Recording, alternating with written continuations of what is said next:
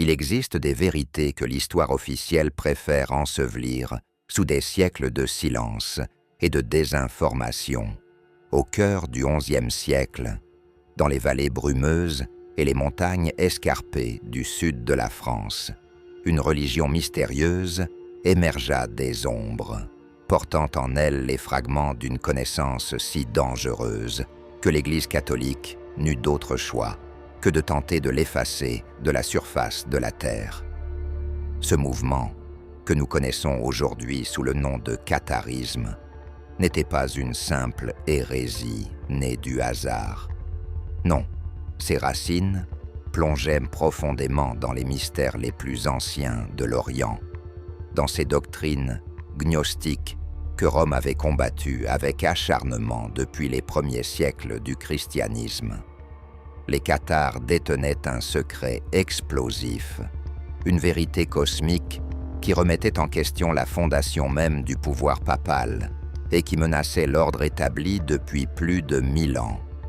Imaginez un instant ce que représentait leur vision du monde pour les autorités ecclésiastiques. Les cathares enseignaient que le monde matériel dans lequel nous vivons, cette réalité tangible que nous touchons chaque jour, n'était pas l'œuvre du Dieu bon révélé dans les évangiles. Selon leur cosmologie révolutionnaire, un être maléfique, qu'ils identifiaient comme le démiurge, avait créé cet univers physique comme une vaste prison pour emprisonner les âmes lumineuses tombées du royaume céleste. Cette doctrine bouleversante signifiait que l'Église catholique elle-même, avec ses cathédrales somptueuses, ses richesses incommensurables et sa hiérarchie corrompue, n'était rien d'autre que l'institution du Dieu mauvais sur terre. Comprenez-vous la portée explosive de cette affirmation? Les cathares ne contestaient pas simplement quelques dogmes théologiques. Ils dénonçaient l'Église de Rome comme étant littéralement la synagogue de Satan, le temple du prince de ce monde déchu. Aucune institution ne pouvait tolérer une telle accusation et survivre, surtout pas au Moyen-Âge où le pouvoir spirituel et temporel s'entremêlaient dans une danse mortelle pour le contrôle des âmes et des royaumes. Mais d'où venait réellement cette doctrine hérétique? Les historiens officiels aiment présenter le catharisme comme un phénomène isolé, une aberration régionale sans connexion profonde avec d'autres traditions. Pourtant, lorsqu'on creuse sous la surface des récits acceptés, on découvre un réseau tentaculaire de connexions ésotériques qui s'étend à travers l'Europe et jusqu'aux confins de l'Orient. Les cathares n'ont pas inventé leur dualisme radical du jour au lendemain. Leur cosmologie trouve ses origines dans le manichéisme. Cette religion, fondée au IIIe siècle par le prophète Perse-Mani, qui enseignait l'existence de deux principes éternels en conflit, la lumière et les ténèbres. Mais le fil conducteur remonte encore plus loin, jusqu'aux gnoses judéo-chrétiennes des premiers siècles. Ces courants mystiques que les pères de l'Église combattirent avec une violence inouïe pour imposer leur version orthodoxe du christianisme. Les Pauliciens d'Arménie, persécutés et massacrés par l'Empire byzantin, transmirent ces enseignements secrets aux Bogomiles de Bulgarie au Xe siècle, qui à leur tour les propagèrent vers l'Occident. Cette chaîne de transmission initiatique, soigneusement cachée au regard profane, créa une véritable internationale ésotérique dont les cathares représentaient le maillon occidental. Les Bogomiles jouèrent un rôle absolument crucial dans cette diffusion clandestine de la gnose dualiste.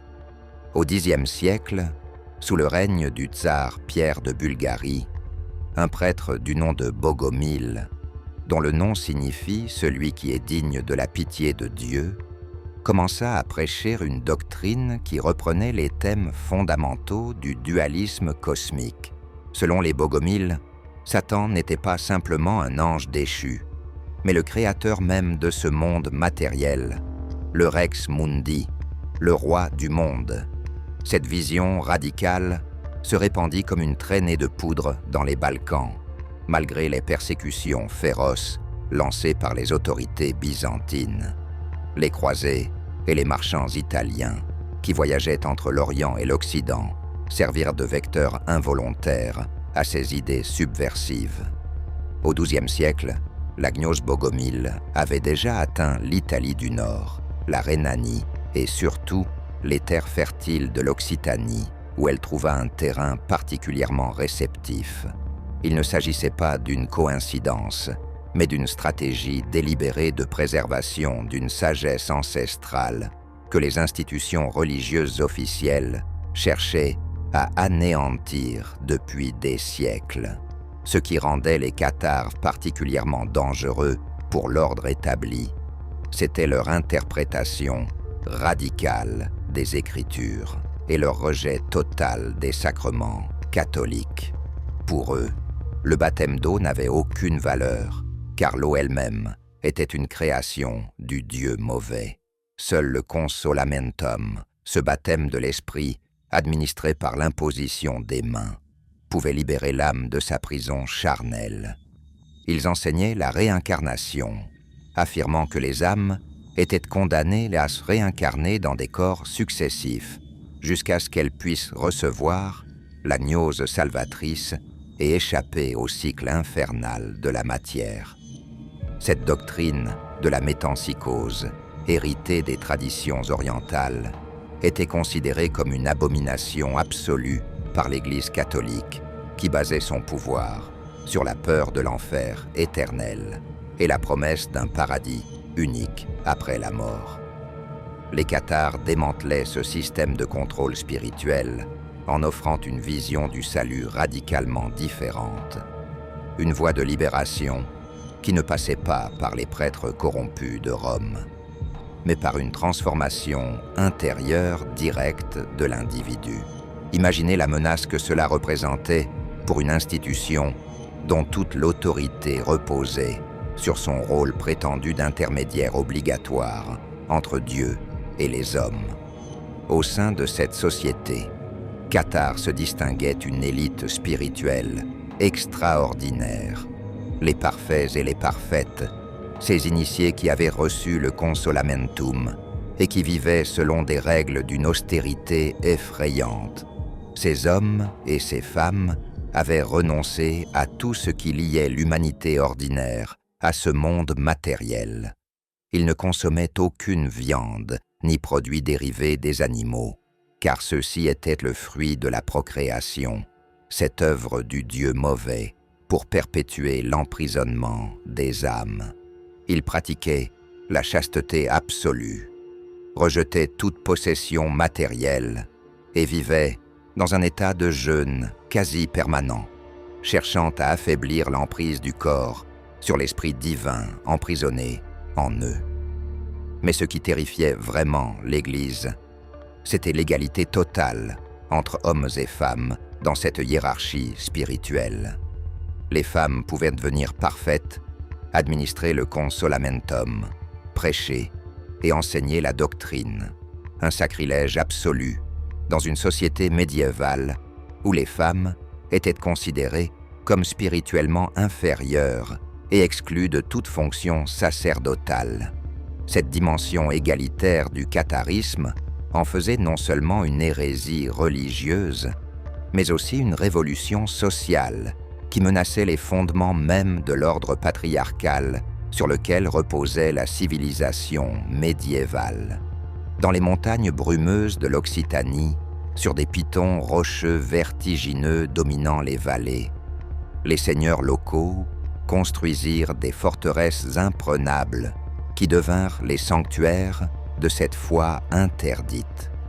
Montségur, Minerve, Quéribus, ces noms résonnent encore aujourd'hui comme des échos d'une épopée mystique et tragique.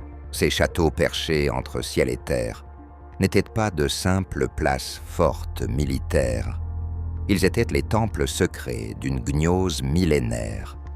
les derniers bastions d'une connaissance que Rome voulait enterrer à jamais. Dans leurs salles austères, loin des regards inquisiteurs, les parfaits célébraient leurs rituels mystérieux, transmettaient leurs enseignements codés et préparaient les âmes à la grande libération finale. L'atmosphère de ces lieux devait être électrique, chargée de cette tension particulière qui naît lorsque des êtres humains défient ouvertement les puissances qui prétendent régner sur le monde. La noblesse occitane peut être séduite par cette spiritualité authentique, si différente de la corruption romaine, ou peut être motivée par des calculs politiques plus terrestres de résistance au pouvoir royal français et papal, offrit sa protection à ces hérétiques.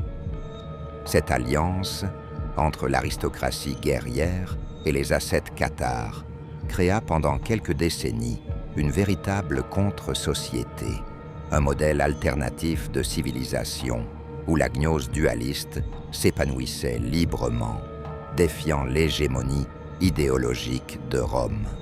Ce que Rome craignait le plus n'était pas simplement une divergence théologique, mais l'émergence d'une alternative viable à son monopole spirituel sur l'Occident. La société cathare représentait bien plus qu'une simple hérésie. Elle constituait un modèle social complet qui démontrait qu'une communauté chrétienne pouvait exister et prospérer en dehors du cadre ecclésiastique romain. Cette menace existentielle explique la violence inouïe avec laquelle l'Église et ses alliés politiques réagirent face à ce mouvement. Regardez attentivement l'organisation de cette société hérétique et vous comprendrez pourquoi le Vatican ne pouvait tolérer son existence. Les cathares avaient structuré leur communauté autour de principes révolutionnaires pour l'époque, des principes qui sapaient les fondements mêmes sur lesquels reposait le pouvoir catholique.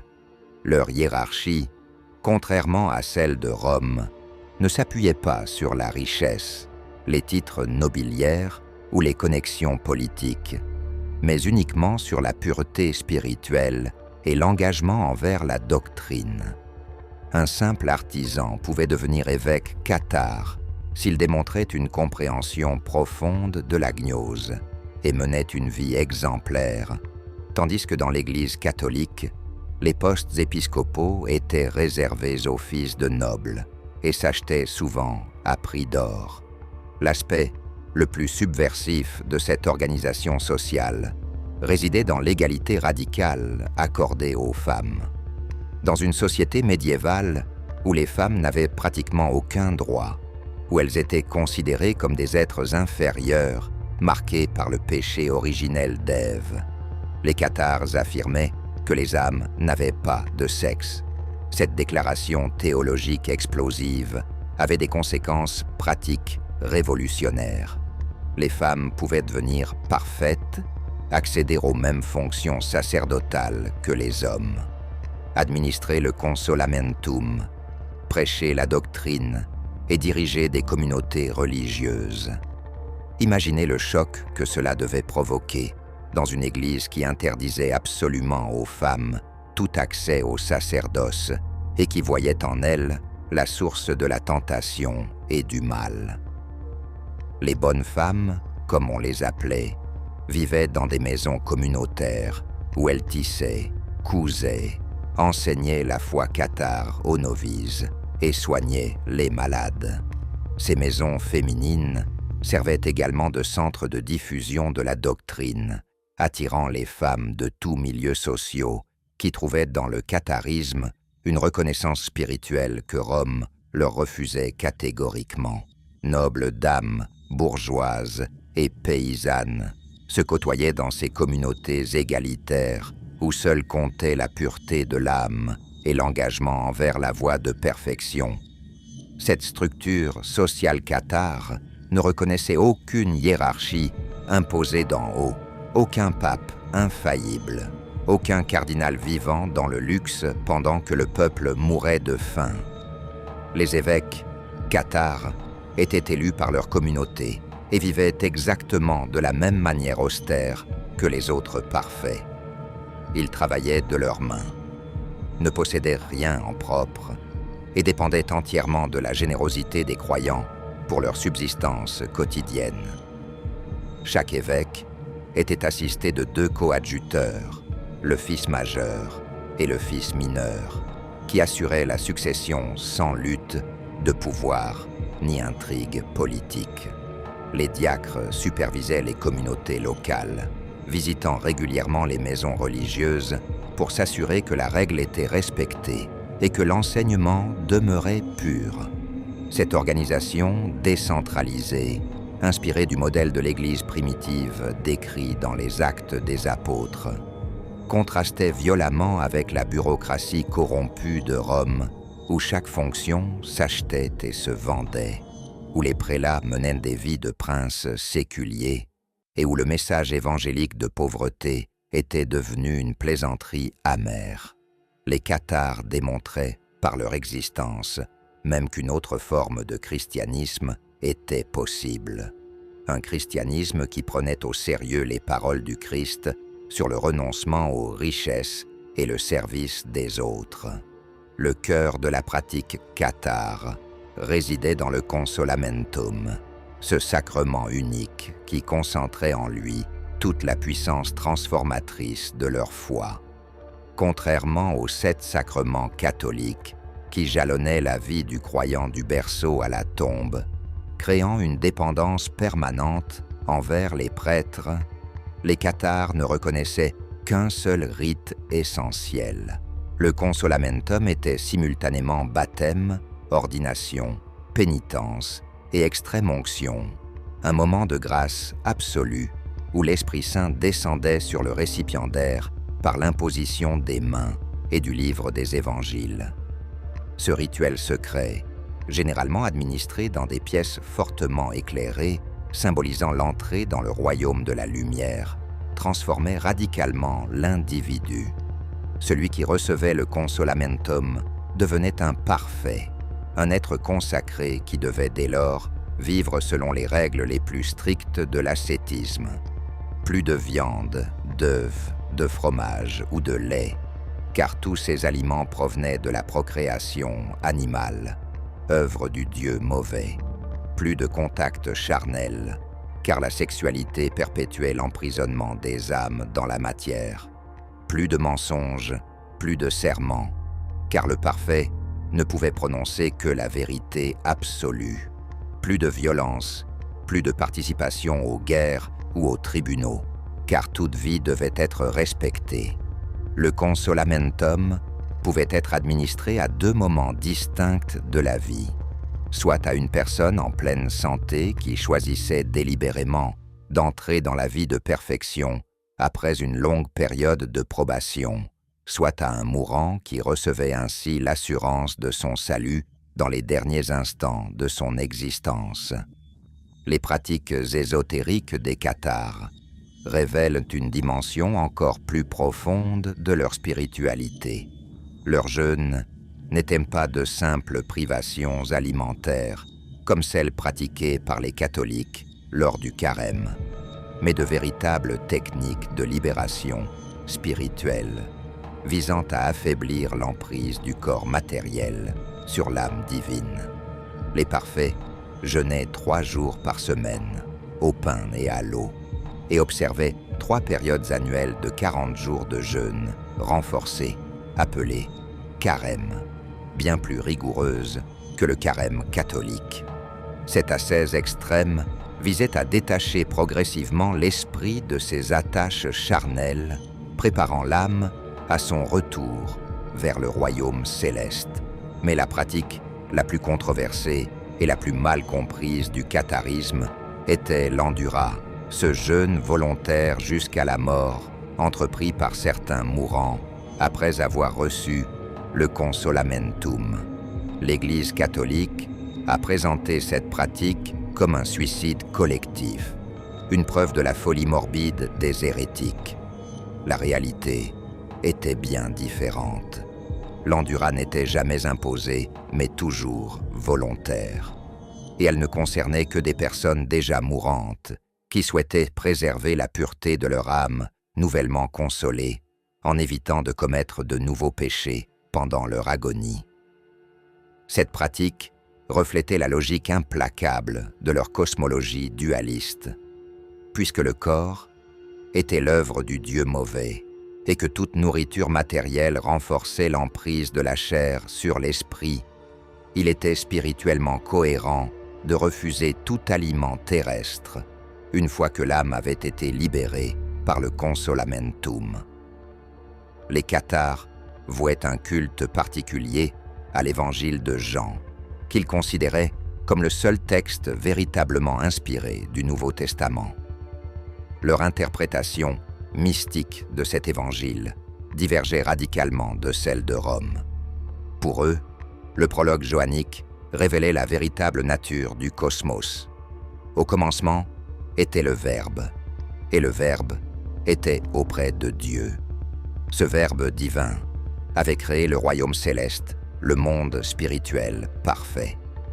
Mais ils ajoutaient une lecture dualiste cruciale. Le monde matériel décrit ensuite dans la Genèse n'était pas l'œuvre de ce Dieu bon, mais celle du démiurge, cet être inférieur qui s'était rebellé et avait emprisonné des fragments d'âme divine dans la matière. Cette herméneutique sophistiquée leur permettait de rejeter l'Ancien Testament en bloc comme étant l'œuvre du Dieu mauvais, tout en conservant une partie du Nouveau Testament soigneusement réinterprétée. Leurs prières secrètes, principalement centrées sur le Notre Père, que seuls les parfaits avaient le droit de réciter, étaient accompagnées de prosternations rituelles et de commentaires théologiques qui en modifiaient profondément le sens. Lorsqu'ils priaient « Que ton règne vienne », ils ne demandaient pas l'établissement d'un royaume terrestre, mais la destruction finale du monde matériel et le retour de toutes les âmes au royaume céleste d'où elles étaient tombées. Cette société alternative ne pouvait exister que grâce à la protection active de la noblesse occitane. Ici se révèle un aspect souvent négligé de l'histoire cathare, l'alliance stratégique entre les seigneurs locaux et les hérétiques n'était pas seulement une question de conviction spirituelle, mais aussi un acte de résistance politique face aux ambitions expansionnistes du royaume de France et du pouvoir papal. Les comtes de Toulouse, de Foix, de Carcassonne, les vicomtes de Béziers et d'innombrables seigneurs locaux voyaient dans le catharisme un moyen de défendre leur autonomie face aux prétentions hégémoniques du Nord. Certains nobles devinrent eux-mêmes croyants fervents, voire parfaits. En 1205, la comtesse de Foix abandonna son mari et ses terres pour entrer dans une communauté de bonnes femmes, scandale absolu dans une société où les femmes nobles étaient avant tout des instruments de la politique dynastique. 35 vassaux du comte de Foix se convertirent simultanément au catharisme, transformant leur fief en sanctuaire de l'hérésie. Cette infiltration de l'aristocratie guerrière par la doctrine pacifiste cathare créa une situation paradoxale. Des chevaliers qui avaient fait vœu de ne jamais verser le sang, protégés par les armes des parfaits qui refusaient toute violence. Cette alliance permit l'émergence d'une véritable contre-société en Occitanie, un espace où pendant quelques décennies, une civilisation alternative put s'épanouir librement. Les centres urbains de cette hérésie florissante révèlent l'ampleur de son implantation sociale.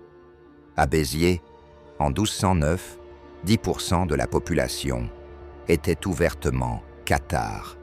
Des corporations entières, comme celle des tisserands du Languedoc, se convertirent collectivement à la nouvelle foi.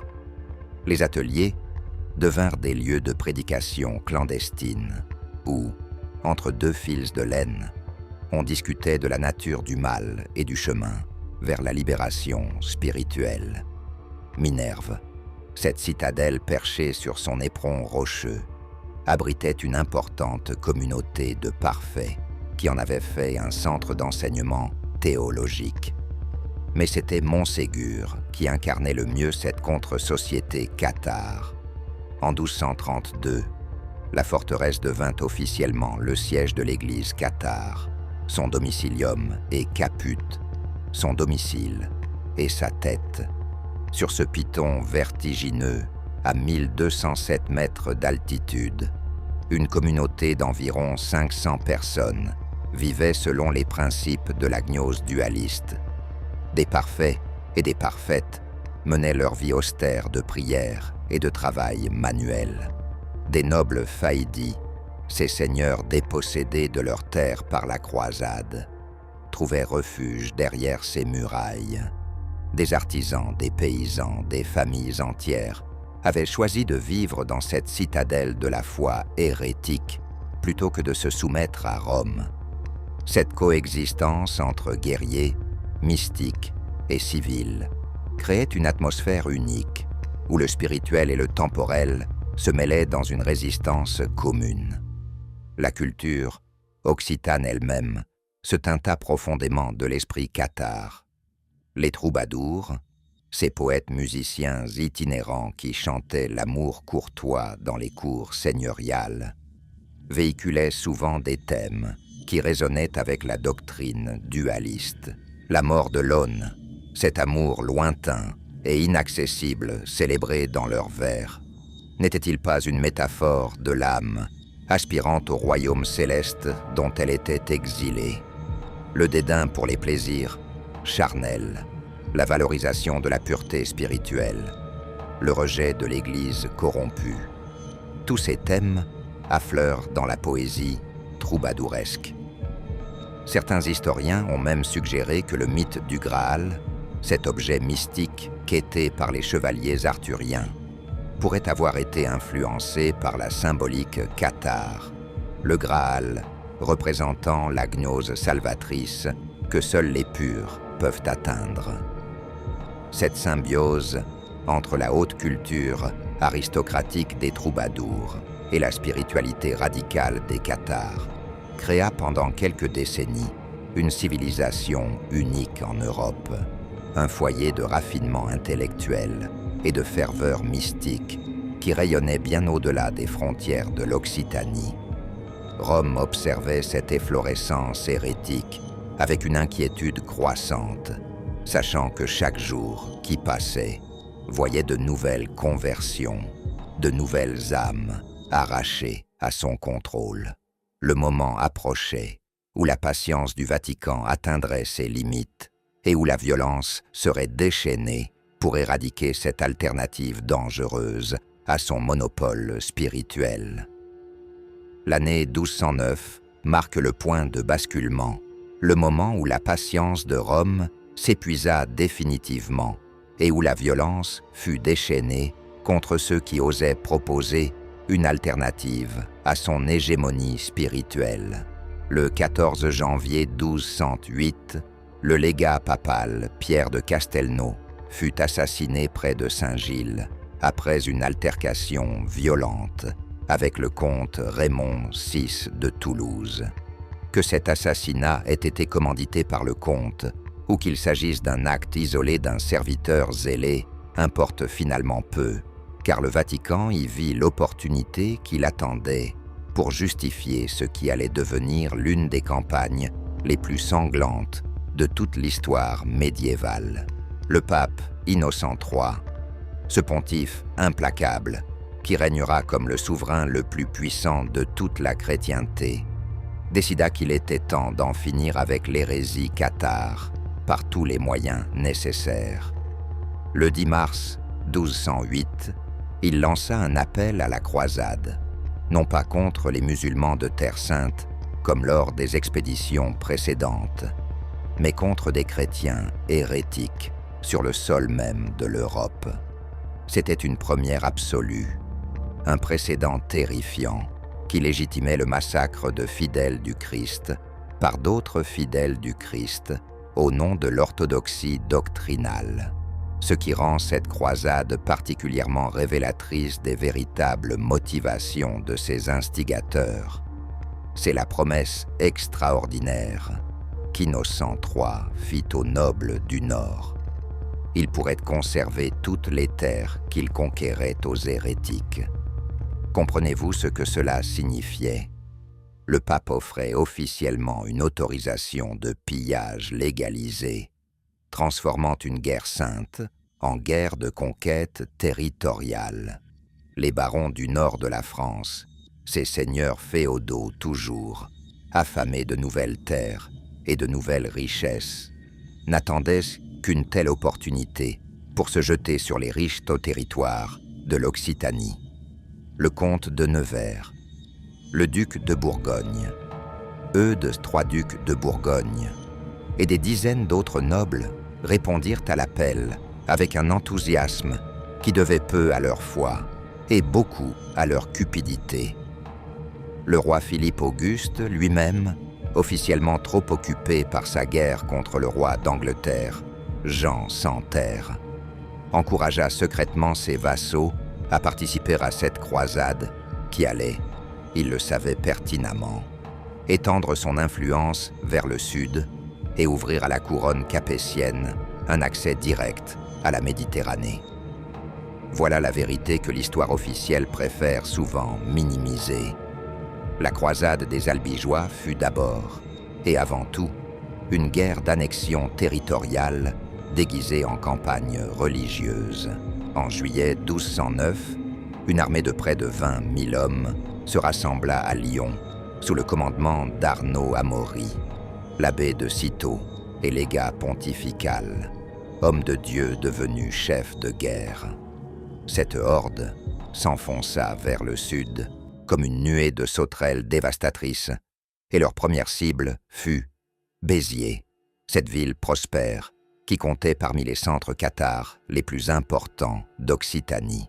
Le vicomte Raymond Roger Trencavel, seigneur jeune et honorable, qui dirigeait Béziers, Carcassonne et Albi, tenta désespérément de négocier avec Arnaud Amaury à Montpellier.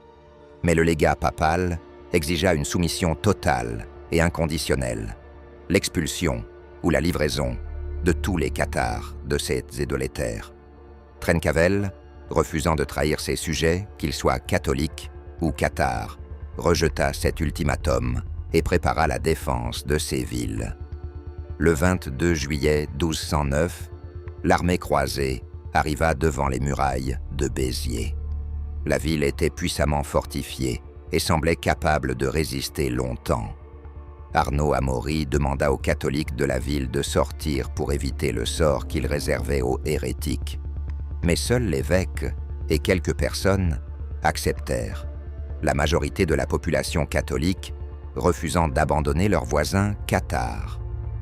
Ce geste de solidarité fraternelle allait leur coûter la vie.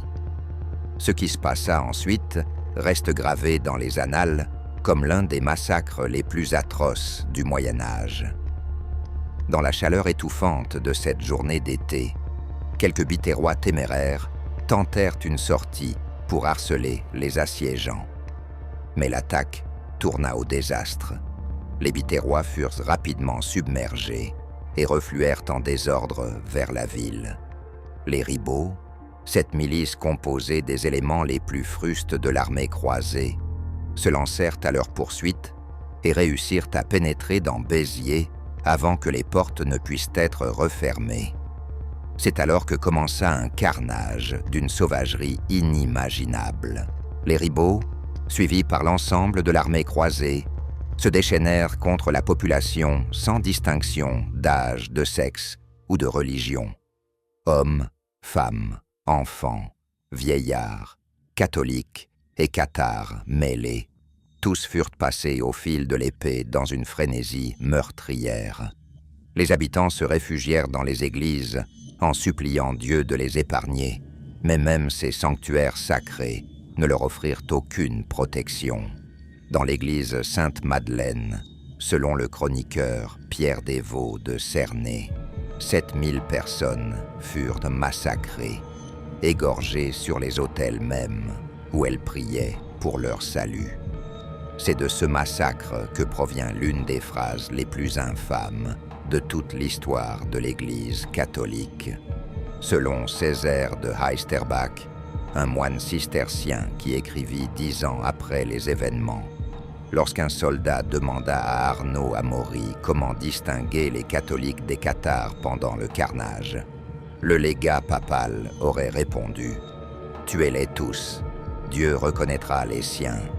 Certains historiens contestent l'authenticité de cette citation, arguant qu'elle fut inventée par Césaire pour noircir la réputation des croisés.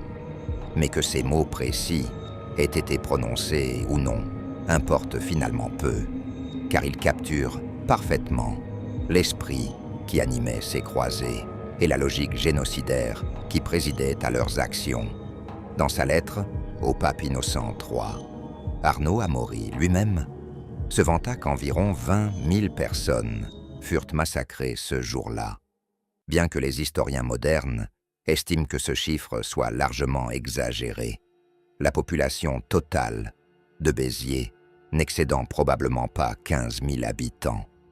Mais qu'il y ait eu 500 morts ou 20 000, le résultat fut le même.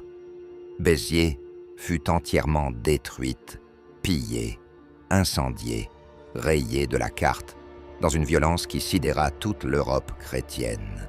La prise foudroyante de Béziers terrorisa l'Occitanie entière. La nouvelle de cette boucherie se répandit comme une traînée de poudre, et partout, les populations comprirent qu'elles n'avaient aucune pitié à attendre de ces croisés du Nord. 6 jours plus tard, l'armée arriva devant Carcassonne, la capitale des vicomtés, Trencavel, une ville splendide, protégée par des fortifications réputées imprenables. Raymond Roger Trencavel, ce jeune seigneur de 24 ans, qui incarnait l'honneur chevaleresque, s'était replié dans sa citadelle avec des milliers de réfugiés fuyant l'avancée des croisés. Le siège commença le 1er août et dura 2 semaines dans une chaleur accablante. Les assiégés manquaient cruellement d'eau. Les puits et les citernes s'asséchaient rapidement sous le soleil d'août. Arnaud Amaury, comprenant que la soif serait son meilleur allié, fit couper l'approvisionnement en eau de la ville. Le 15 août, Trencavel accepta de négocier, espérant obtenir la clémence pour ses habitants. Dans un geste d'une perfidie absolue, les croisés arrêtèrent le vicomte pendant les négociations sous prétexte de trahison, violant ainsi toutes les règles de l'honneur chevaleresque. Privé de son chef, Carcassonne capitula. La population fut épargnée du massacre, mais expulsée de la ville, autorisée à partir uniquement avec les vêtements qu'elle portait, abandonnant tous ses biens aux pillards. Raymond Roger Trencavel mourut en prison 3 mois plus tard, officiellement de dysenterie, mais les rumeurs d'assassinat circulèrent immédiatement. C'est alors qu'émergea le personnage qui allait incarner toute la brutalité de cette croisade, Simon IV de Montfort. Lorsque les croisés durent désigner un nouveau vicomte pour gouverner les terres conquises, les grands barons comme le duc de Bourgogne et le comte de Nevers refusèrent cet honneur, préférant rentrer chez eux avec leur butin. Le choix se porta sur Simon de Montfort, un baron d'Île-de-France de rang moyen, mais connu pour son fanatisme religieux et ses talents militaires. Montfort était un homme complexe et contradictoire, un croyant sincère qui avait refusé de participer au sac de Constantinople lors de la 4e croisade par respect pour ses principes chrétiens, mais qui allait se transformer en bourreau impitoyable des hérétiques occitans. Il accepta la charge de vicomte de Carcassonne, Béziers et Albi, à condition que tous les barons présents jurent de venir à son aide s'il se trouvait en danger. Cette précaution s'avéra nécessaire, car, aussitôt les gros contingents de croisés repartis vers le nord, la résistance occitane se réorganisa. Les Faidis, ces chevaliers dépossédés de leurs terres par la croisade lancèrent des contre-attaques acharnées. Des garnisons croisées furent massacrées, des châteaux repris par les locaux. Montfort se retrouva assiégé dans ses propres conquêtes, devant reconquérir méthodiquement un territoire qui refusait de se soumettre. La réponse de Simon de Montfort à cette résistance fut d'une cruauté calculée, destinée à terroriser la population jusqu'à la soumission totale. En mars 1210, il assiégea Bram, un petit château fortifié. Après sa prise, il fit preuve d'une barbarie qui sidéra même ses contemporains, habitués aux horreurs de la guerre médiévale. 100 défenseurs capturés furent mutilés. On leur creva les yeux, on leur coupa le nez et la lèvre supérieure. Montfort laissa la vue à l'un d'entre eux pour qu'il guide les autres aveugles jusqu'à Cabaret, le château voisin qui résistait encore, afin de montrer ce qui attendait ceux qui s'opposaient à lui. Ce cortège macabre d'hommes mutilés, titubant à travers la campagne, devint le symbole de la terreur que Montfort instaurait systématiquement. En juin 1210, il assiégea Minerve, une citadelle cathare perchée sur un éperon rocheux. Après avoir coupé l'approvisionnement en eau et bombardé les murailles avec des trébuchets, il força la capitulation. Arnaud Amaury exigea que tous les Cathares abjurent leur foi ou périssent sur le bûcher. 140, parfaites et parfaites, refusèrent de renier leurs croyances et furent brûlés vifs collectivement dans un immense brasier. Ce schéma de siège, de capitulation forcée et de bûcher collectif se répéta encore et encore à travers tout le Languedoc. L'année 1211 vit l'un des épisodes les plus atroces de cette croisade sanglante, le siège de Lavaur. Cette ville abritait une importante communauté cathare, dirigée par la dame Guiraud, sœur du seigneur Amaury de Montréal. Après un siège de 2 mois, Lavaur tomba aux mains de Montfort en mai 1211. Ce qui suivit défia l'imagination même des chroniqueurs les plus endurcis. Amaury de Montréal et 80 de ses chevaliers, qui avaient autrefois prêté serment d'allégeance à Montfort, avant de se rebeller, furent tous pendus ou égorgés pour leur parjure. La dame Guiraud, cette noble parfaite qui incarnait la résistance spirituelle cathare, fut jetée vivante dans un puits, puis lapidée par les croisés jusqu'à ce que mort s'ensuive. Mais le pire restait à venir. 400 parfaits et croyants cathares, hommes et femmes confondus, furent rassemblés dans un champ et brûlés ensemble dans le plus grand bûcher collectif jamais organisé jusque-là. Les flammes devaient être visibles à des lieues à la ronde, et la fumée de cette immolation de masse monta vers le ciel comme une offrande monstrueuse aux dieux que prétendaient servir ces croisés. Ce massacre fit plus de victimes en un seul jour que tous les martyrs chrétiens des 3 premiers siècles de persécution romaine réunis. Mais au-delà de la dimension religieuse officielle, les véritables enjeux politiques et économiques de cette croisade devenaient de plus en plus évidents. Montfort ne se contentait pas de combattre l'hérésie. Il construisait méthodiquement un empire territorial pour lui-même. En 1211, il obtint du jeune Raymond 2 Trencavel, fils de Raymond Roger, la renonciation à tous les droits sur les vicomtés de son père. En 1212, profitant de la nouvelle excommunication du comte Raymond VI de Toulouse, il lança une offensive contre le comté lui-même, le plus riche et le plus puissant des territoires occitans. Toulouse fut assiégée, l'Albigeois et l'Agenais conquis. Montfort imposait dans les territoires conquis les coutumes juridiques du nord de la France, abolissant brutalement les traditions occitanes ancestrales. Les statuts de Pamiers, promulgués en 1212, remplacèrent le droit coutumier du Sud par celui du Nord, détruisant ainsi non seulement une religion, mais toute une civilisation juridique et sociale.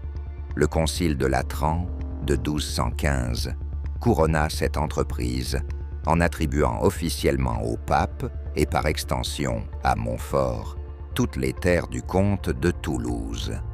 Un petit baron francilien était devenu l'un des seigneurs les plus puissants du royaume, contrôlant un territoire qui s'étendait de Carcassonne jusqu'aux portes de Toulouse. Pourtant, la résistance occitane n'était pas brisée. Le roi Pierre II d'Aragon, suzerain de plusieurs seigneurs languedociens et inquiet de voir s'établir une puissance française hostile à ses frontières, décida d'intervenir militairement en 1213, lui aussi catholique et même ancien croisé contre les Maures. Il ne pouvait accepter que Montfort devienne une menace pour ses propres intérêts.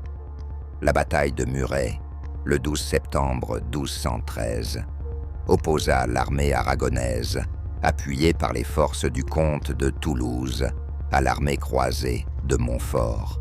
Contre toute attente, malgré leur infériorité numérique, les croisés remportèrent une victoire écrasante.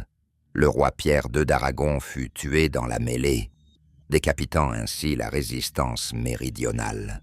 Cette bataille marqua un tournant décisif. Désormais, plus aucune puissance régionale ne pouvait s'opposer efficacement aux croisés. Mais la victoire de Montfort portait en elle les germes de sa propre destruction. En 1218, lors d'un énième siège de Toulouse qui refusait obstinément de se soumettre, Simon de Montfort fut tué par un projectile de catapulte. Selon la chronique occitane, ce fut une femme qui manœuvra l'engin qui l'abattit. Vengeance symbolique pour toutes les parfaites brûlées sur ses bûchers.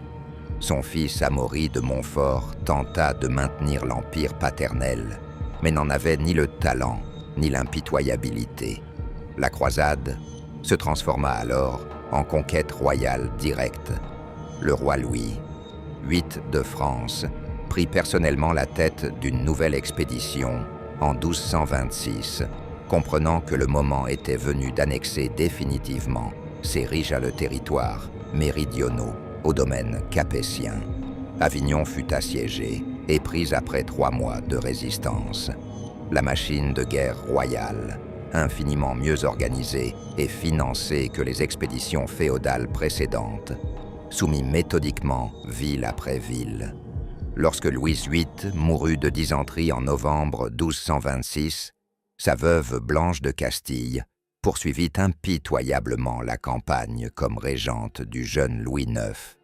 En 1229, le comte Raymond VII de Toulouse, épuisé par 20 ans de guerre incessante, accepta le traité de Paris qui mettait officiellement fin à la croisade.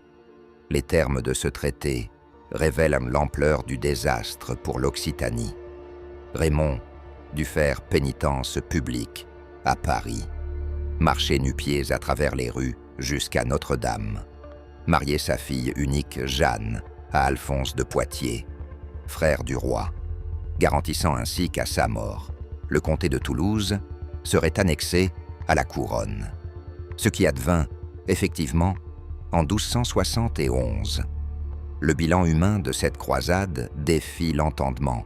Les estimations varient, mais les historiens s'accordent sur un nombre minimum de plusieurs dizaines de milliers de morts directes, dus au massacre, au siège et au bûcher, sans compter les victimes indirectes de la famine, des épidémies et des déplacements de population.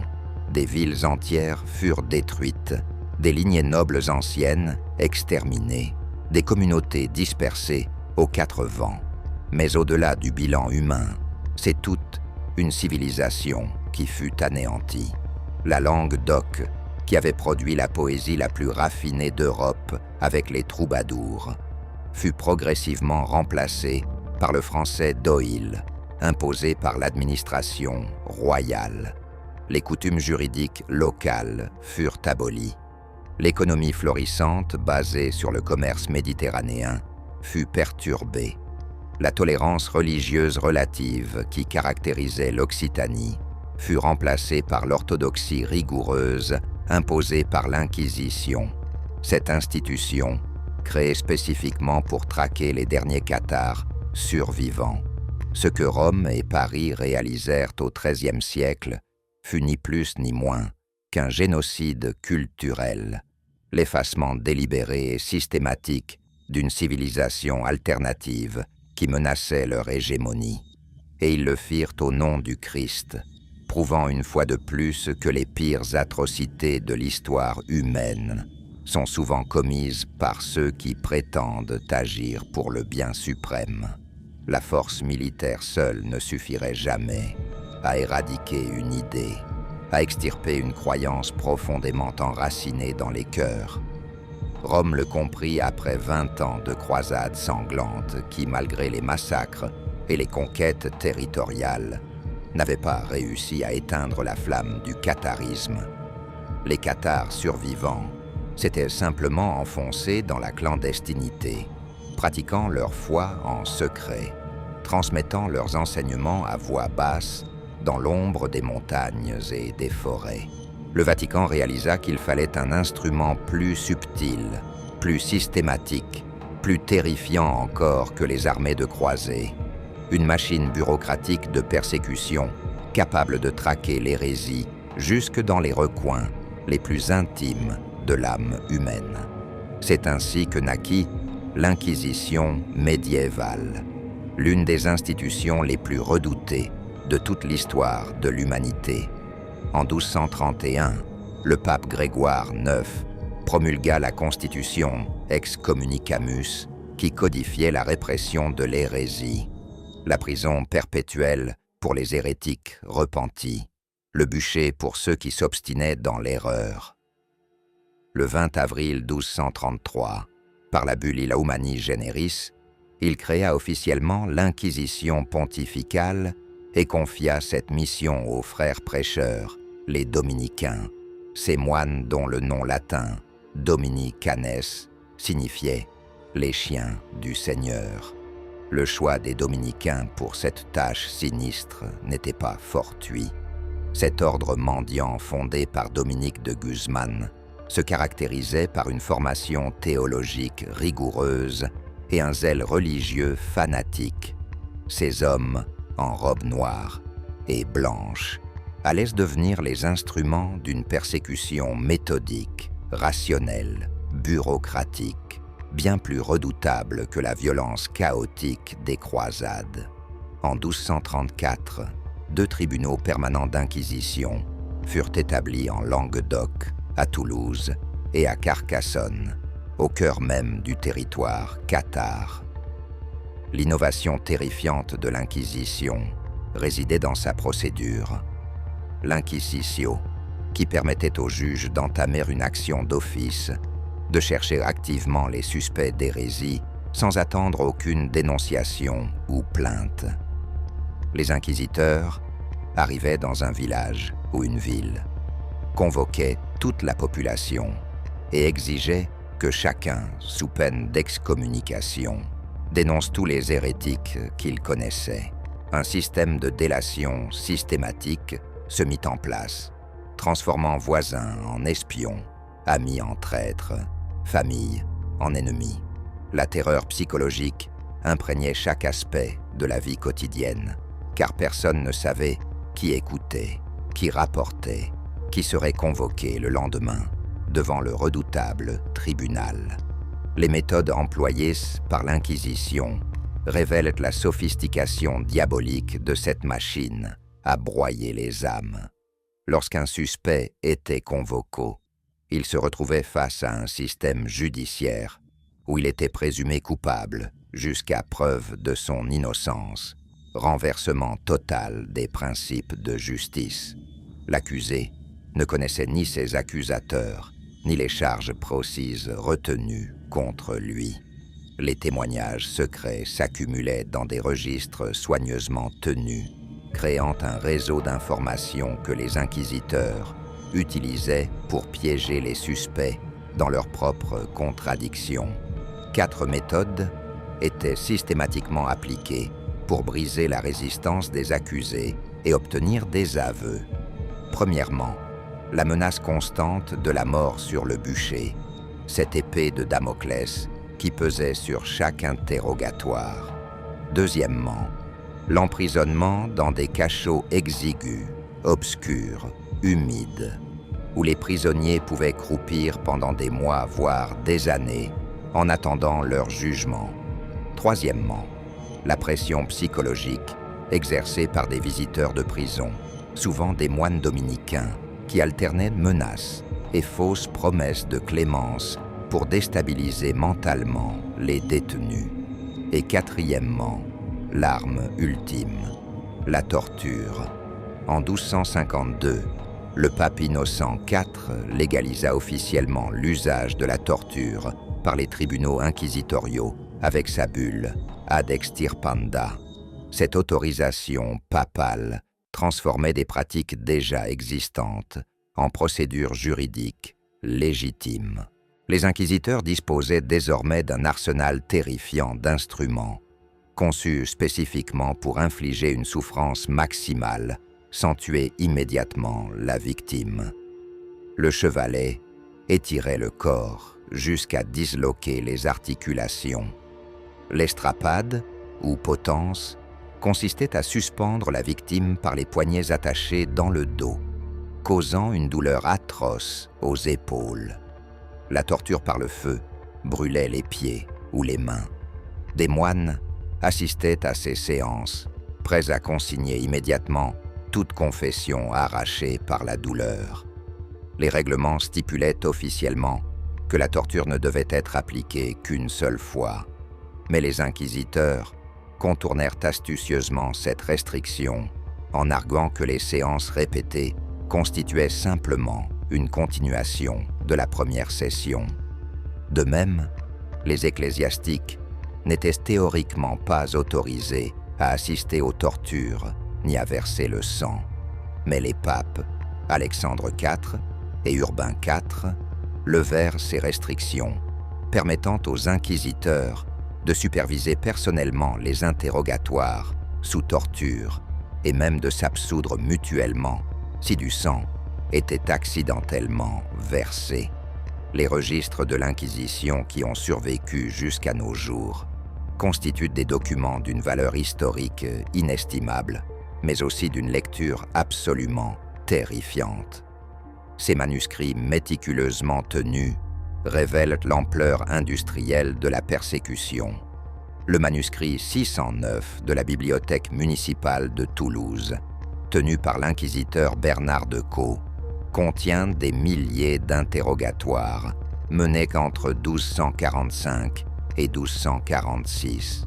Chaque page consigne avec une précision bureaucratique les aveux obtenus, les noms dénoncés, les sentences prononcées. On y découvre des histoires déchirantes, des femmes dénonçant leurs maris, des enfants témoignant contre leurs parents, des prêtres catholiques révélant les confessions secrètes de leurs paroissiens. Le registre de Frère Ferrier, inquisiteur de Carcassonne, enquêta spécifiquement auprès des rescapés de Montségur après la chute de la forteresse, traquant méthodiquement chaque survivant pour reconstituer le réseau cathare et identifier les derniers parfaits en fuite. Ces documents révèlent aussi les rouages économiques de la persécution. Tous les biens des hérétiques condamnés étaient confisqués, créant une incitation financière perverse à multiplier les accusations et les condamnations. Les inquisiteurs et les autorités séculières se partageaient ces dépouilles, transformant la chasse aux hérétiques en entreprise lucrative. Certains inquisiteurs se distinguèrent par un zèle particulièrement sanglant qui horrifia même leurs contemporains. Robert le Bougre, lui-même ancien parfait cathare converti, fut nommé inquisiteur en Champagne et Bourgogne en 1233. Fort de sa connaissance intime de la doctrine et de l'organisation cathare, il mena une campagne de terreur absolue, ordonnant des dizaines puis des centaines d'exécutions. Le 13 mai 1239, au mont Aimé, il fit dresser un bûcher gigantesque où 183 personnes, dont un seul parfait avéré, furent brûlées vives simultanément. Ce massacre collectif dépassa même ce que l'Église pouvait tolérer publiquement, et Robert fut finalement suspendu de ses fonctions, puis condamné à la prison perpétuelle en 1247. Conrad de Marbourg, inquisiteur en Rhénanie, terrorisa l'Allemagne avec ses méthodes impitoyables jusqu'à son assassinat en juillet 1233 par des nobles excédés. Ces meurtres d'inquisiteurs, bien que ponctuels, témoignent de la résistance désespérée des populations face à cette machine de persécution. En 1242, à Avignonnet, dans le sud de la France, un groupe de cathares et de faïdis, armés de haches, pénétrèrent dans le château où logeaient les inquisiteurs Guillaume Arnaud et Étienne de Saint-Tibéri et les massacrèrent. Cet acte de rébellion audacieux allait déclencher la réponse finale du Vatican contre le dernier bastion cathare, Montségur. Montségur, cette citadelle perchée à 1207 mètres d'altitude sur son piton vertigineux, incarnait la résistance cathare. Depuis 1232, elle servait officiellement de siège à l'église cathare, le domicilium et caput, abritant la plus haute hiérarchie des parfaits. Environ 500 personnes vivaient dans ce refuge, 200 parfaits et parfaites, des chevaliers, fédis, des familles entières qui avaient choisi la foi hérétique plutôt que la soumission à Rome. Après l'assassinat des inquisiteurs d'Avignonnet en mai 1242, le Vatican exigea une vengeance exemplaire. En mai 1243, Hugues des Arcis, sénéchal royal de Carcassonne, mit le siège devant Montségur à la tête d'une armée d'environ 10 000 hommes. Les défenseurs, une centaine de combattants dirigés par Pierre-Roger de Mirepoix, résistèrent héroïquement pendant près de 10 mois, dans des conditions épouvantables.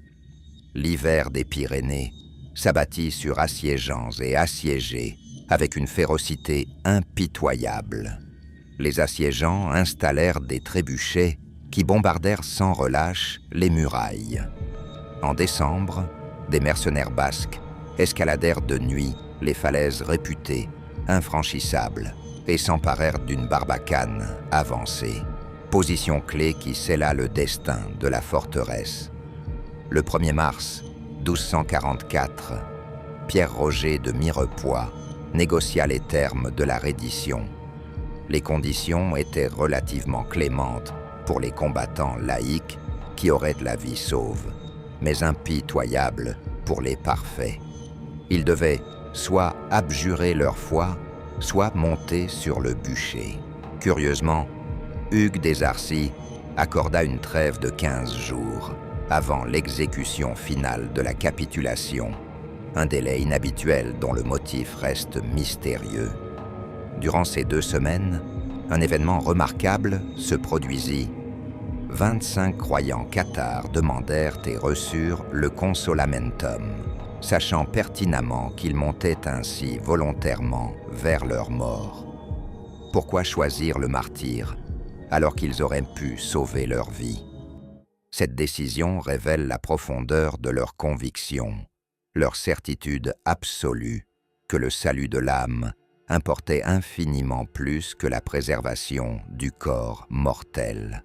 Le 16 mars 1244, jour fixé pour la reddition, 225, parfaits et parfaites, descendirent de la montagne vers le champ, préparé à son pied. Pas un seul n'abjura. Tous choisirent le feu plutôt que le reniement. Ils furent enfermés dans un enclos de palissades rempli de fagots, et les croisés mirent le feu à cette immense pyrame humaine.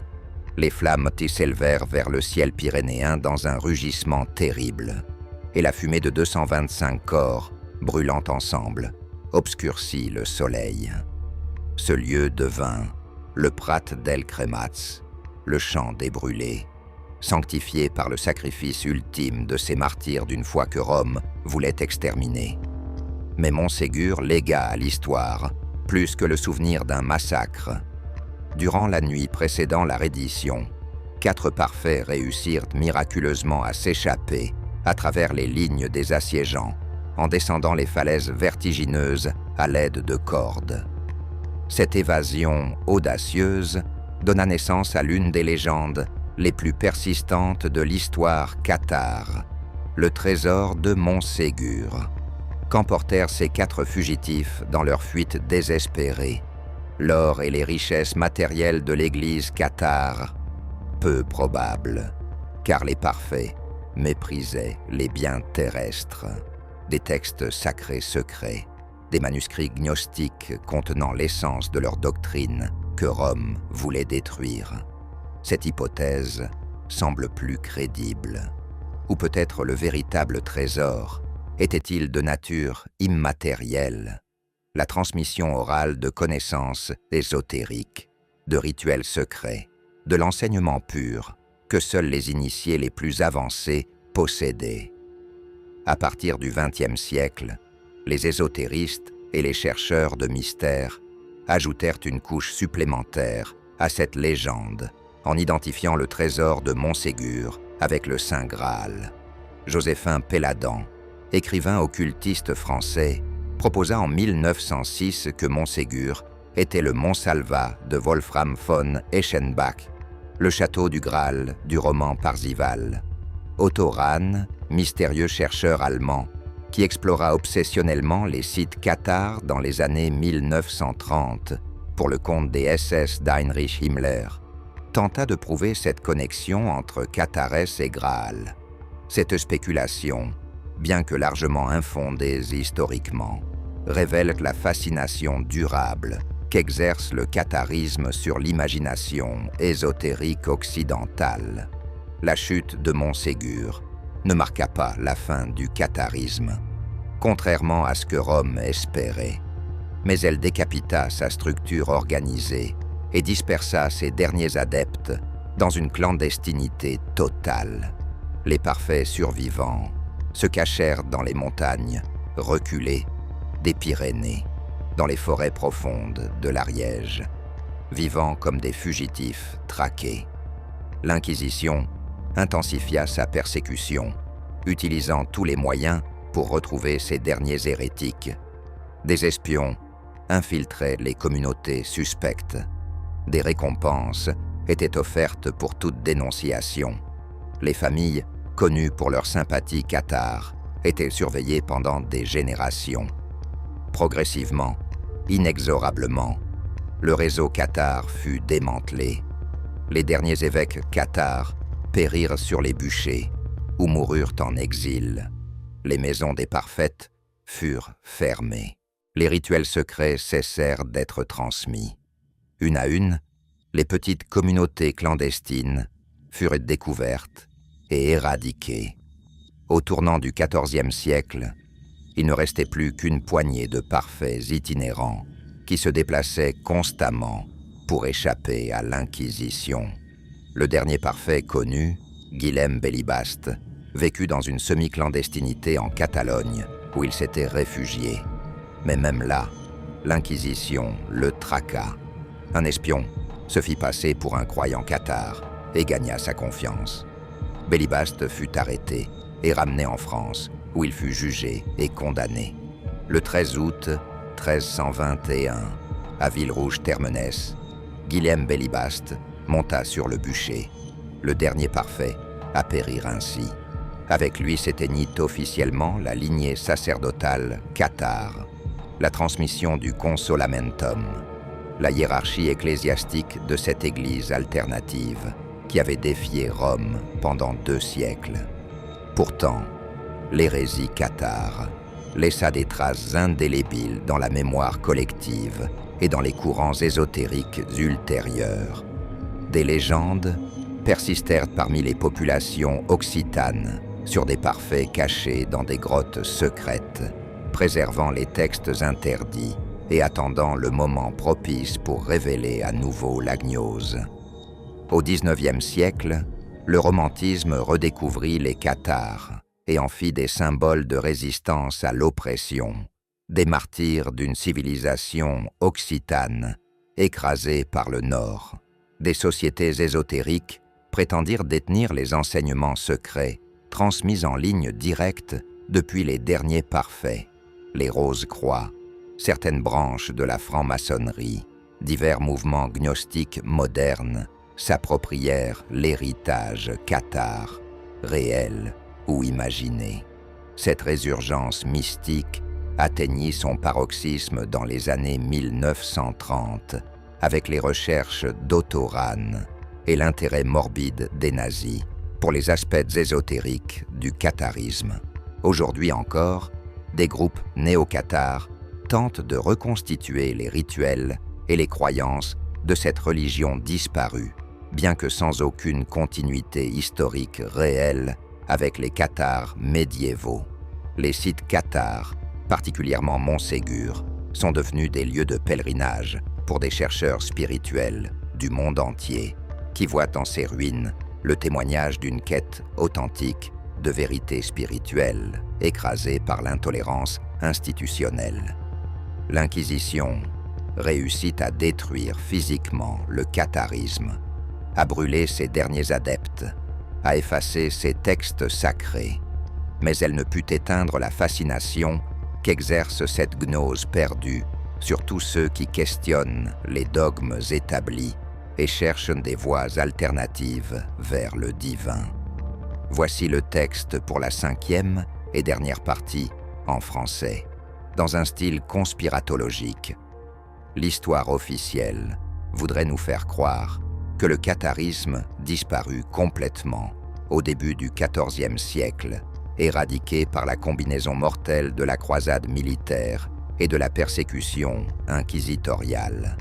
Mais ceux qui connaissent les véritables mécanismes de transmission des savoirs ésotériques savent qu'une gnose authentique ne peut jamais être totalement détruite. Elle se transforme, se dissimule, emprunte de nouveaux déguisements, mais survit toujours dans les ombres de l'histoire, attendant le moment propice pour ressurgir. Le catharisme, cette doctrine dualiste qui menaçait les fondements même du pouvoir papal, laissa un héritage occulte infiniment plus profond et durable que ce que Rome voulut bien admettre. Dès le XVe siècle, moins de 100 ans après l'exécution du dernier parfait connu, des rumeurs circulaient déjà en Occitanie sur des grottes secrètes dans les Pyrénées, où des manuscrits cathares auraient été cachés, sur des lignées familiales qui auraient préservé en secret les enseignements interdits, sur des rituels transmis oralement de génération en génération dans le plus grand secret. Ces rumeurs n'étaient-elles que des légendes nostalgiques d'une époque révolue? Ou dissimulaient-elles une vérité plus profonde sur la survie clandestine de la gnose cathare?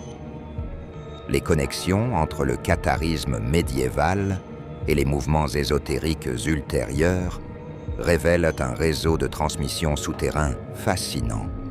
Au XVIe siècle, les Rose-Croix émergèrent en Europe avec leurs manifestes mystérieux proclamant détenir une connaissance secrète sur la nature du cosmos et l'art de la transformation spirituelle.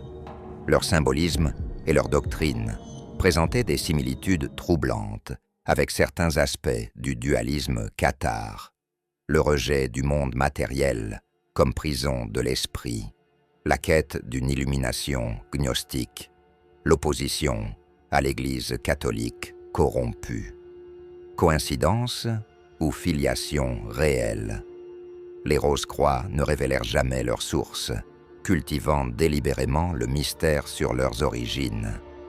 Au XVIIe et XVIIIe siècle, la franc-maçonnerie spéculative se développa en Europe, particulièrement en France, où elle trouva un terrain fertile dans les anciennes terres cathares. Certaines loges maçonniques notamment celles pratiquant les hauts grades du rite écossais ancien et accepté, intégrèrent dans leur rituel des éléments qui semblaient faire écho à la cosmologie cathare. Le grade de chevalier Rose-Croix, par exemple, présente une vision dualiste de la réalité et enseigne la libération de l'âme de sa prison matérielle. Les francs-maçons occitans du XIXe siècle revendiquèrent explicitement un héritage cathare, se voyant comme les héritiers spirituels des parfaits persécutés. Était-il simplement en train de se créer une généalogie romantique, ou existait-il réellement des chaînes de transmission occultes reliant les loges maçonniques aux anciennes communautés cathares? Le XIXe siècle vit exploser la fascination romantique et ésotérique pour les cathares. Napoléon Peyrat, pasteur protestant et historien audacieux, publia entre 1870 et 1872 son Histoire des Albigeois en 3 volumes, qui transforma radicalement la perception du catharisme. Peyrat ne se contenta pas de raconter l'histoire factuelle de la croisade. Il créa une véritable mythologie cathare, en affirmant que Montségur avait été le temple du Saint Graal, que les cathares étaient les gardiens de mystères initiatiques remontant aux origines du christianisme, que leurs trésors cachés contenaient des textes secrets révélant la véritable nature du Christ. Ces affirmations, largement spéculatives et non fondées sur des sources historiques solides, influencèrent profondément tous les ésotéristes ultérieurs. Joséphin Péladan, romancier, critique d'art et occultiste flamboyant, fonda en 1892 l'Ordre de la Rose-Croix, catholique et esthétique du Temple et du Graal. Pour Péladan, les cathares avaient préservé la tradition ésotérique du christianisme primitif contre la dégénérescence de l'Église romaine. Il organisa des salons artistiques somptueux où se mêlaient symbolisme, occultisme et références cathares, créant une atmosphère de mystère décadent qui fascina le Paris fin de siècle. Péladan proclama que Montségur était le Mont Salvat de la légende du Graal, le château où Perceval avait contemplé la relique sacrée. Cette identification entre cathares et gardiens du Graal allait devenir l'un des mythes ésotériques les plus durables du XXe siècle. Mais c'est Otto Rahn qui poussa l'obsession cathare jusqu'à ses conséquences les plus sombres et les plus troublantes. Ce jeune Allemand brillant et tourmenté, né en 1904, découvrit les cathares lors d'un voyage dans les Pyrénées en 1928 et en fit immédiatement l'objet d'une quête obsessionnelle. Rahn était convaincu que les cathares avaient été les derniers dépositaires d'une tradition ésotérique aryenne remontant aux origines de la race blanche, que leur trésor était le Graal lui-même compris non comme une coupe chrétienne, mais comme une pierre sacrée venue du ciel, symbole de la gnose nordique. Il passa des années à explorer méthodiquement les sites cathares, à interroger les vieux Occitans sur les légendes locales, à fouiller les grottes des Pyrénées à la recherche du trésor caché. En 1933, il publia « Croisade contre le Graal », un livre étrange mêlant recherche historique, spéculation ésotérique et mythologie germanique, qui eut un succès considérable en Allemagne. Son travail attira l'attention d'Heinrich Himmler, le Reichsführer SS, obsédé par l'occultisme et convaincu que le Troisième Reich devait restaurer les mystères païens de l'ancienne Germanie. Himmler recruta Rahn dans la SS et le chargea de poursuivre ses recherches sur le Graal cathare, finançant généreusement ses expéditions dans le sud de la France. Les véritables motivations d'Otto Rahn restent énigmatiques et contradictoires.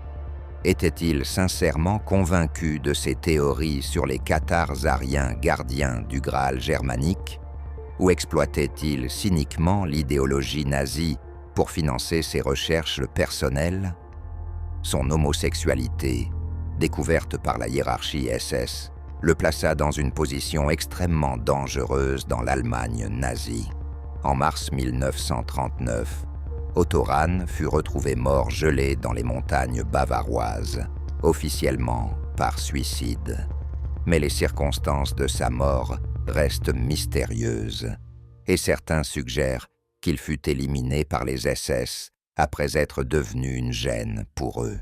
Rahn emporta-t-il dans la mort des secrets découverts lors de ses explorations des sites cathares? Trouva-t-il réellement quelque chose dans les grottes pyrénéennes, des textes, des artefacts, des indices sur le trésor de Montségur? Ses carnets de recherche furent confisqués par la SS et ne furent jamais rendus publics. Cette appropriation nazie du mythe cathare jeta une ombre durable sur les études ésotériques consacrées aux cathares, associant malheureusement leur héritage spirituel à l'idéologie la plus monstrueuse du XXe siècle.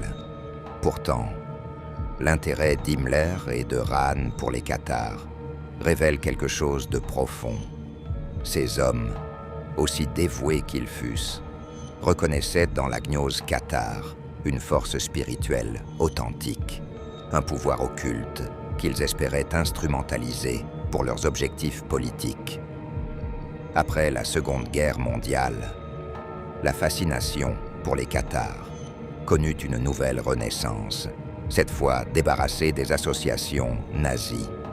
L'Occitanie vit émerger des mouvements néo-cathares qui tentèrent de ressusciter la foi disparue. En 1950, René Nelly, érudit occitan et poète, fonda à Carcassonne le Centre national d'études cathares, qui entreprit un travail scientifique sérieux pour distinguer les faits historiques des spéculations romantiques. Parallèlement, des groupes spirituels revendiquant un héritage cathare direct apparurent. Certains affirmaient que la transmission du Consolamentum avait survécu en secret et qu'il pouvait tracer une lignée ininterrompue jusqu'aux parfaits médiévaux. Ces revendications sont historiquement indéfendables, car aucune preuve documentaire ne soutient l'existence d'une telle continuité. Mais elles témoignent du besoin profond de reconnecter avec cette spiritualité perdue. Des églises néo-cathares furent établies, particulièrement en France et en Catalogne, tentant de reconstruire les rituels et les croyances d'après les rares sources médiévales survivantes et beaucoup d'imagination créatrice. Ces mouvements restent marginaux, fragmentés, souvent en désaccord les uns avec les autres sur les doctrines et les pratiques authentiques, mais ils perpétuent néanmoins une forme de présence cathare dans le paysage spirituel contemporain. La quête du trésor de Montségur obsède encore aujourd'hui des générations de chercheurs, d'aventuriers et de rêveurs. Que cachèrent les 4 parfaits qui s'échappèrent dans la nuit précédant la reddition? Les théories abondent, chacune reflétant les obsessions de son époque. Pour les ésotéristes du XIXe siècle, le trésor était le Saint Graal, cette relique christique mystérieuse dont la nature exacte demeure indéfinie.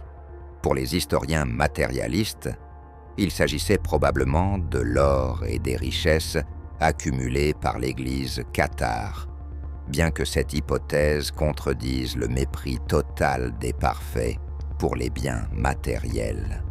Pour les érudits modernes, le véritable trésor consistait en manuscrits gnostiques, textes sacrés que les cathares auraient cachés pour les préserver de la destruction par l'Inquisition. Des grottes dans les montagnes entourant Montségur, particulièrement les grottes d'Ornolac et de Lombrive, ont été fouillées méthodiquement au XXe siècle par des archéologues et des chasseurs de trésors. Certains ont prétendu trouver des indices, des symboles gravés sur les parois, des niches qui auraient pu contenir des manuscrits, mais aucune découverte majeure n'a jamais été authentifiée. Le trésor de Montségur demeure insaisissable, peut-être parce qu'il n'a jamais existé sous forme matérielle. Le véritable trésor était-il la gnose elle-même, la connaissance ésotérique transmise oralement, et qui ne pouvait donc pas être saisie par les inquisiteurs, ni découverte par les archéologues? Les sites cathares sont devenus, au XXe et XXIe siècle, des lieux de pèlerinage pour des chercheurs spirituels venus du monde entier.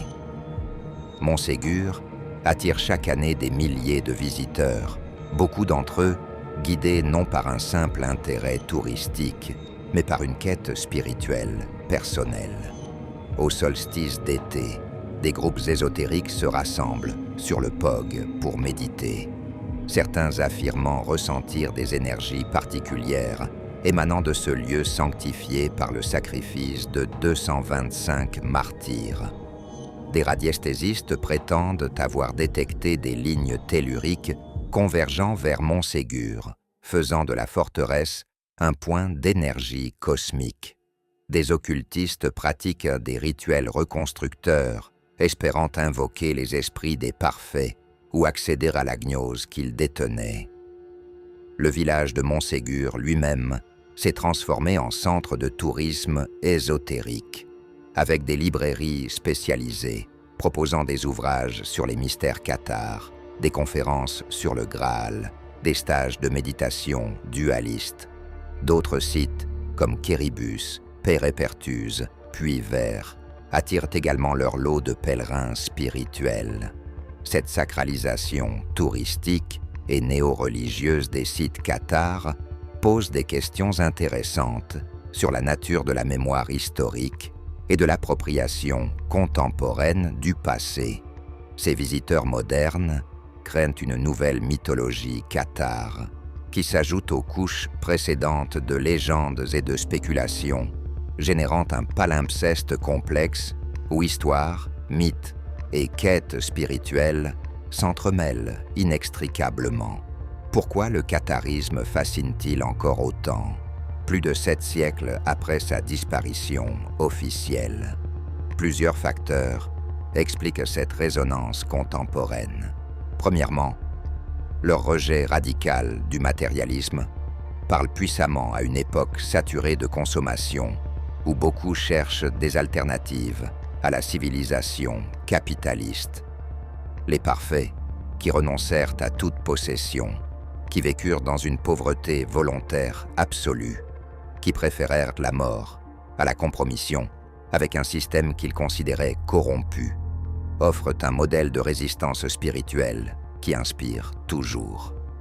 Deuxièmement, leur quête de pureté spirituelle absolue, leur ascétisme rigoureux, leur engagement total envers leur foi jusqu'au martyre ultime représentent une authenticité spirituelle que beaucoup jugent absente des religions institutionnelles contemporaines. À une époque de tiédeur religieuse, de compromis constants, de spiritualité édulcorée et commercialisée, les cathares incarnent une radicalité spirituelle qui fascine par sa sincérité. Troisièmement, leur résistance héroïque face à l'oppression d'un pouvoir écrasant résonne avec les luttes contemporaines contre toute forme d'autoritarisme. Les cathares furent écrasés par l'alliance du pouvoir papal et royal, victimes d'un génocide culturel et religieux. Mais ils refusèrent jusqu'au bout de se soumettre. Cette dimension de résistance les transforme en symboles universels de liberté de conscience face au totalitarisme idéologique. Le dualisme cathare lui-même trouve des échos dans la sensibilité contemporaine. Leur vision d'un cosmos divisé entre un royaume spirituel de lumière et un monde matériel de ténèbres. Leur conviction que nous sommes des âmes divines, emprisonnées dans la matière corrompue. Leur espoir d'une libération finale par la gnose salvifique. Tous ces éléments résonnent avec diverses traditions ésotériques et avec certaines intuitions philosophiques modernes sur l'aliénation humaine. Le gnosticisme contemporain, qui connaît une véritable renaissance depuis la découverte des manuscrits de Nag Hammadi en 1945, voit dans les Cathars les derniers représentants occidentaux d'une tradition gnostique chrétienne, authentique, que l'orthodoxie imposa d'éradiquer. Des auteurs comme Simone Weil, philosophe mystique morte en 1943, exprimèrent une profonde sympathie pour le catharisme, y voyant une spiritualité plus pure que celle de l'Église institutionnelle. Weil écrivit que le catharisme était au christianisme ce que le christianisme avait été au judaïsme. Un approfondissement spirituel radical qui transcendait les formes religieuses établies. Cette perspective suggère que le catharisme ne fut pas une hérésie aberrante, mais une évolution logique vers une spiritualité plus intériorisée, plus dématérialisée, plus proche de l'essence du message christique originel. La question ultime demeure. Les Cathars détenaient-ils réellement une gnose secrète, une connaissance ésotérique authentique que Rome voulut détruire? Ou furent-ils simplement des chrétiens dissidents, dont les croyances, bien que différentes de l'orthodoxie, ne constituaient pas un système ésotérique particulièrement profond? Les sources historiques ne permettent pas de trancher définitivement. Les rares textes cathars survivants, comme le livre des deux principes, révèlent une théologie sophistiquée, mais pas nécessairement une gnose ésotérique au sens technique. Pourtant, l'acharnement de l'Église à détruire non seulement les cathars, mais aussi tous leurs écrits suggère qu'il y avait dans leur doctrine quelque chose de profondément dangereux pour l'ordre établi. Cette destruction systématique crée un vide historique que les spéculations ésotériques ont rempli, générant peut-être plus de mystère que n'en contenait la réalité cathare. Mais ce mystère lui-même fait maintenant partie de l'héritage cathare, transformant cette hérésie médiévale en écran de projection pour toutes nos interrogations contemporaines sur la spiritualité authentique, la liberté de conscience et les chemins alternatifs vers le divin.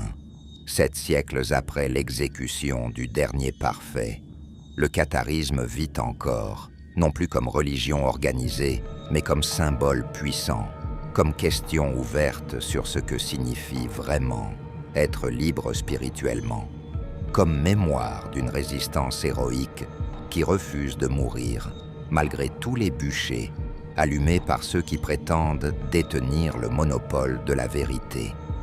Le Vatican croyait avoir effacé les cathars de l'histoire, mais il ne réussit qu'à les transformer en légendes immortelles, en inspiration éternelle pour tous ceux qui, à chaque génération, questionnent l'autorité établie et cherchent leur propre chemin vers la lumière.